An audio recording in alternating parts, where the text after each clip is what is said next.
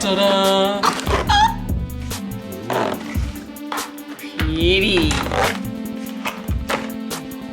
Pretty, but I can't get it out. That's why you don't do unboxings. Has its own special little page. Oh.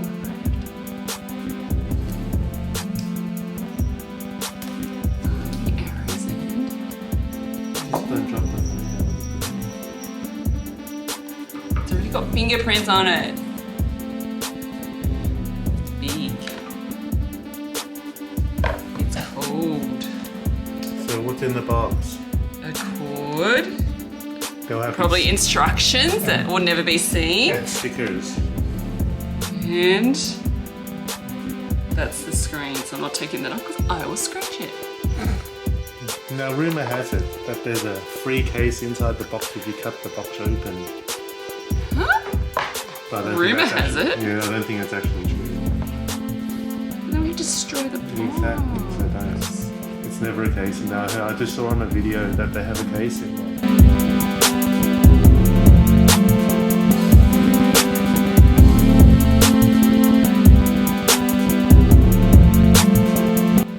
Recyclable though. Did you enjoy the unboxing?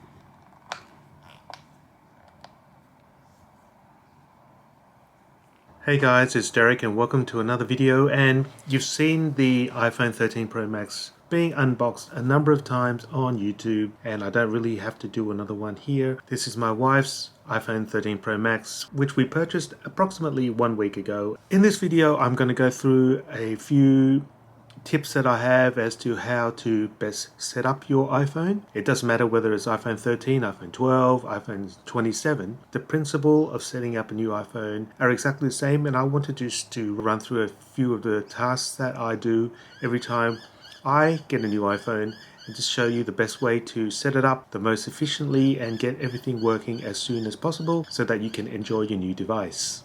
As you've seen so far in this video, the first two of the three things that I do is, number one is I put on a new screen protector, and that's, in my opinion, the most important thing, because once you get a scratch on any phone screen, to me that's an absolute disaster. I put on this plastic Pelican case, but normally what I would do, I haven't done it in this case because my wife's still using her other iPhone, is to remove the SIM card with the SIM ejection tool which comes with the iPhone and then put it into this iPhone before I put the case on, but I'll be doing that later. One of the important things to look for in a case is durability, protection, and I also like to check to make sure that the lens guard actually protects the lens, because quite often you'll be putting the phone on a hard surface and you do not want to scratch the lens. So you just got to make sure that the case protrudes beyond these lovely 3 camera lenses on this phone, and then you're in business, and the next step is to actually set up this phone.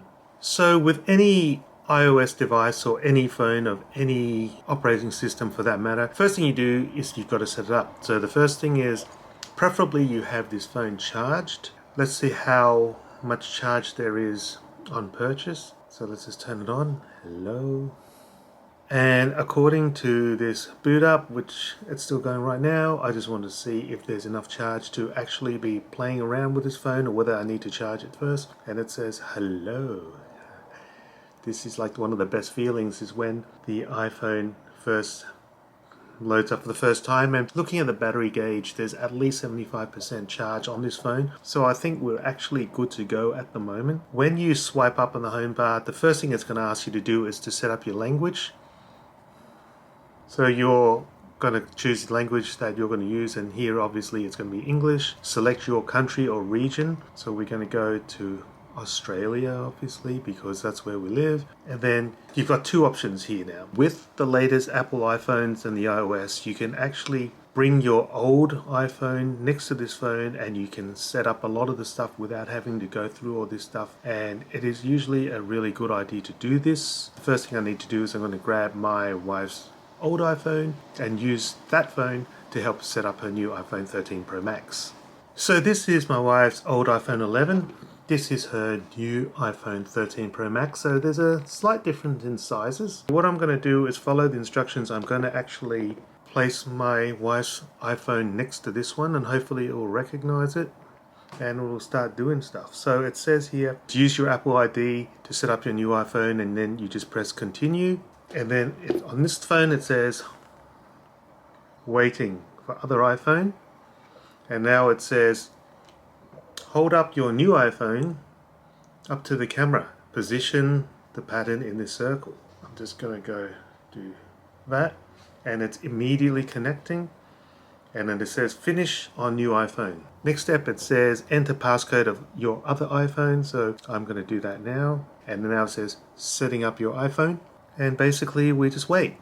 Now the next step is it's going to ask you to choose a Wi-Fi network. The reason it does that is so that it can connect to the Apple servers and set everything up. So I'm going to go ahead and do that. And now it says it may take a few minutes to activate your iPhone. So this is an important step. So before you used to have to connect it to iTunes via cable. No longer do you have to do that, and you can just do it as simply as putting this in the vicinity of your old iPhone and it does everything for you. You can also have the option of setting things up manually, which means you start from scratch, you enter everything including passwords and everything like that. But if you're happy with the way your old iPhone is set up, you don't really need to do that.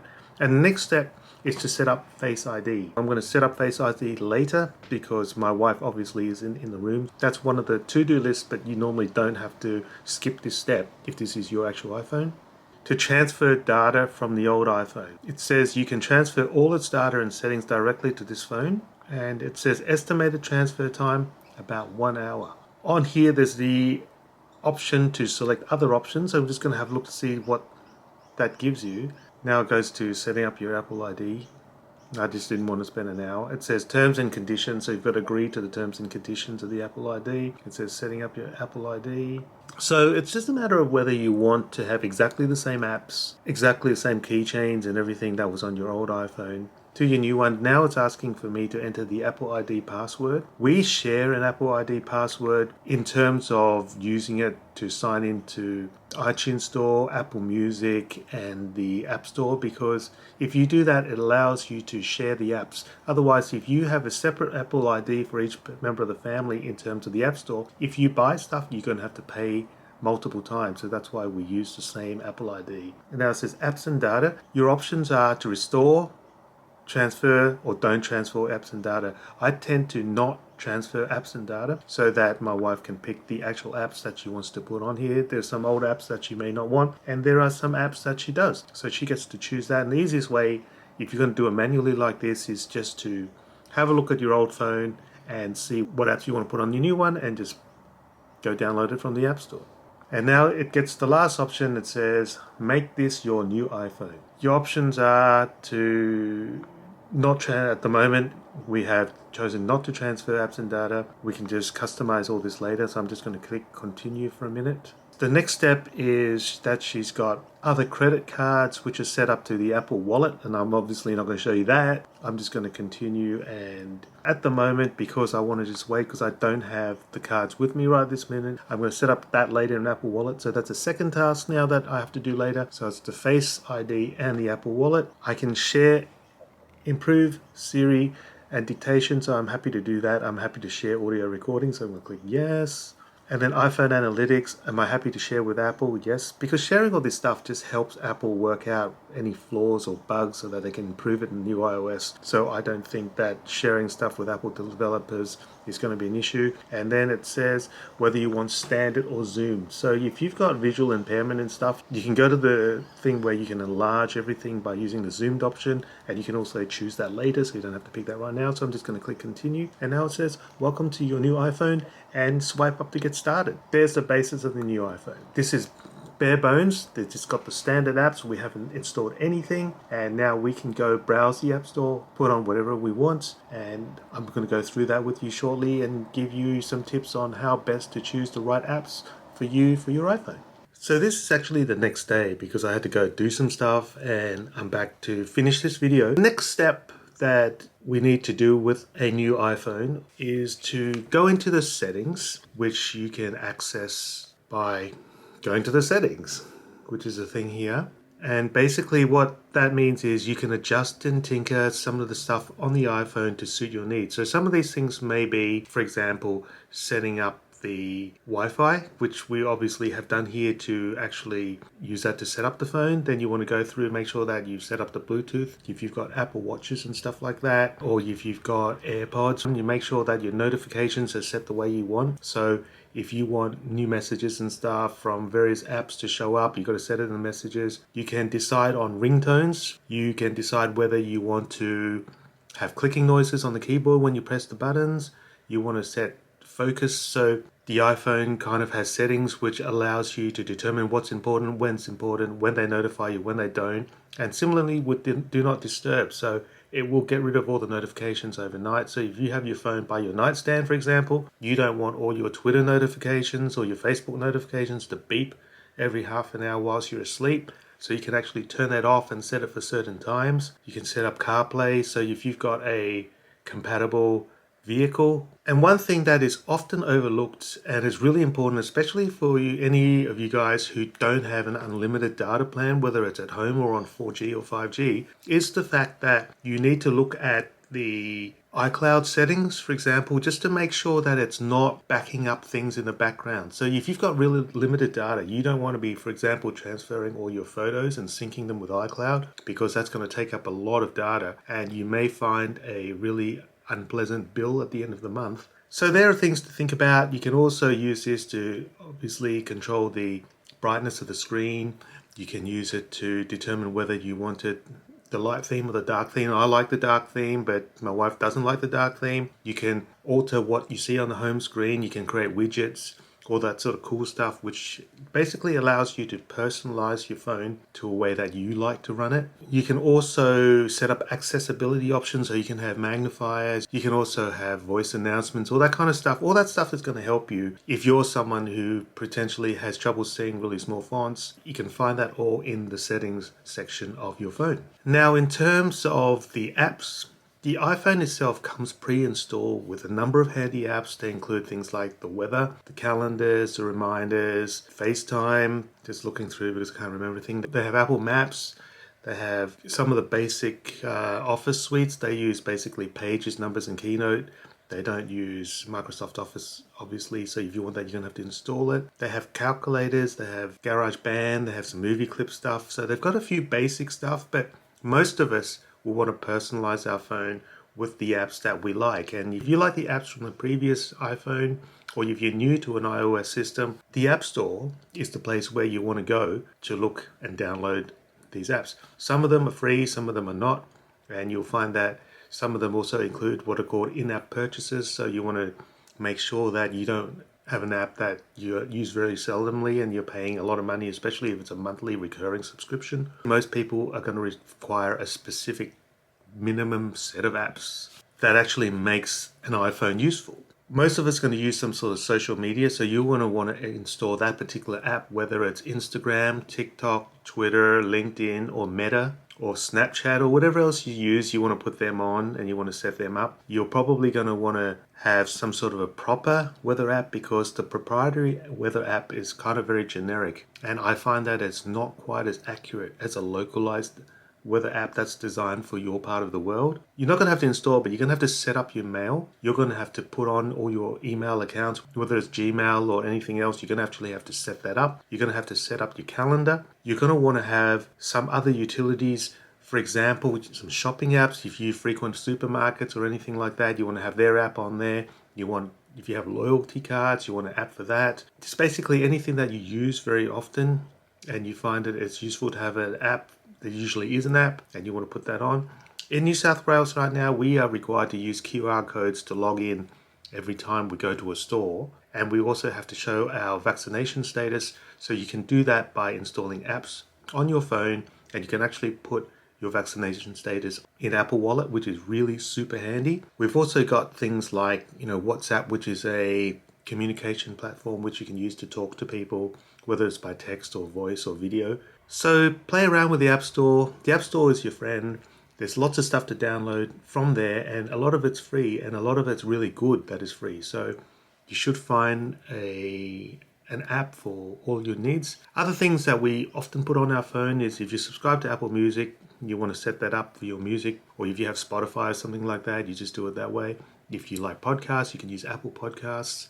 If you like audiobooks, if you have something like Audible, you've got to set that up. And with the widgets, you can make your phone screens look exactly the way you want it. If you want a big calendar, you want cool pictures on it, and all that stuff is actually completely customizable. On the new iOS 15, it's much better than it was when it was like iPhone 3, where basically you just got a bunch of icons and that's all you got. With these new phones, you can actually pretty much customize everything to make it look exactly the way you want to look. If you want wallpaper, like when you open the screen, it looks like that, but you can actually put your own photo on there. So if you want to put a picture of your family or your favorite puppy dog or something like that, you can do that really easily as well. And just before I go, when it comes to apps, one of the ones that I find really super useful, there are a number of apps that do the same thing, but I use LastPass. Now, basically, that's a password storage app. What that means is you have one master password, which you use for this app, and then you can put all the other websites, accounts, app logins, and all that stuff into this, and you can put all your passwords there, and you have one master password that controls all of them, so that if you're not going to ever forget your password, because I know that it's really easy to lose track of what password is what, and you don't want to hassle of having to click forgot password and have to re-verify and all that kind of junk. So something like LastPass means that you only have to remember one master password, and when the app opens, it gives you access to all the other passwords, and that's super awesome. So we've done all this stuff, we're ready to play. The last few things which I'm going to get set up for my wife is I'm going to get her Face ID set up. I've got her Apple Watch now installed onto this phone, and what you have to do first is if you have an Apple Watch with a pre-existing phone, you're going to have to unlink it to the previous phone so that you can set it up with your new phone. And that's pretty easy. It takes about 20 minutes, and then you can get all your apps there. You can reset up your Apple Wallet so that you can have all your credit cards accessible using your Apple Watch as well. And one thing that's really cool as well is that you have to obviously set up your Face ID first. Once you've done that, you can use a setting on Face ID which allows you to get your Apple Watch to unlock your iPhone when you have a mask on. And that is super useful. Here we are, we've got it set up, we've got it activated at Apple, we've gone to the settings and make sure everything's tweaked. We've installed some apps, we've logged into all the apps and put all the passwords in, we've set up Apple Wallet, we've set up Apple Music or equivalent, we've got the Apple Watch installed, so we're all cool to go, really. And from a photographer's point of view, I'm just looking into one thing. When you set up your camera, the number one thing I do is I turn live off, because there's a bit of annoyance when you take photos and you get like 3 pictures at once. The other thing I try to do is with my iPhone 12, it doesn't default to shooting in Apple RAW. So I don't know why it isn't here. There's usually an icon up there which has RAW, which is crossed out. It doesn't seem to be the case here. So I'm just wondering whether it's kind of like a default setting now where Apple RAW is the default. That would be good, because with my phone, you have to get rid of the cross out every time. So unless you cross it off, it doesn't shoot in Apple RAW. So I'm actually going to the settings and look at the camera, which is, and it says formats, record video. So this is one of the things that we should do too. So if you're interested in shooting 4K, you have to change some of these settings here, because the default record video is 1080p at 30 frames per second. So I'm going to change that to 4K at 30 frames per second. It does obviously use more storage, but you've got a 4K shooting camera, so you might as well shoot in 4K, right? And if you go to the format section, it gets to this camera capture. And what you want to do is turn on Apple Pro RAW, which is by default switched off. So that's why, I think that's why there's no option to choose that in the thing. So I'm going to turn that on. I'm going to turn on Apple ProRes as well. So when I go back to the camera now, there you go. There's that option you see there. And the RAW is crossed out. So every time you want to shoot in RAW, you're going to have to press on that and get rid of the cross out. Now you're shooting in RAW. And it's a little bit of a nuisance because you can't set that as default as far as I know, because I like to shoot everything in RAW. But obviously if you're taking a picture like of something in the shop that you want to buy to send to someone, you don't need to shoot that in RAW. But I find that as a nuisance, but I can understand why they didn't make that a default. So I think that's all there really is to say about setting up an iPhone. I go through the same procedure with every iPhone because I like to kind of start afresh without having to put all the settings in. But it just gives you a way that if you've got any crap on the old phone, it doesn't automatically transfer to the new one. Now all there is left is to look forward to using the phone, have fun with it. Most people keep their phone for at least 1 to 2 years, so there's a lot of time to experiment, a lot of time to make it your own, and that's what I encourage you to do. Next thing, set up your ringtone, make it something that's unique so that it doesn't have the generic iPhone ring because you can't even tell it's yours, and have fun. And if you like my video, please leave me a thumbs up. Leave a comment below if you have anything to say, and please subscribe to my channel if you like my content, and I look forward to seeing you soon in another video. Catch you later. Have a safe and lovely weekend. Bye.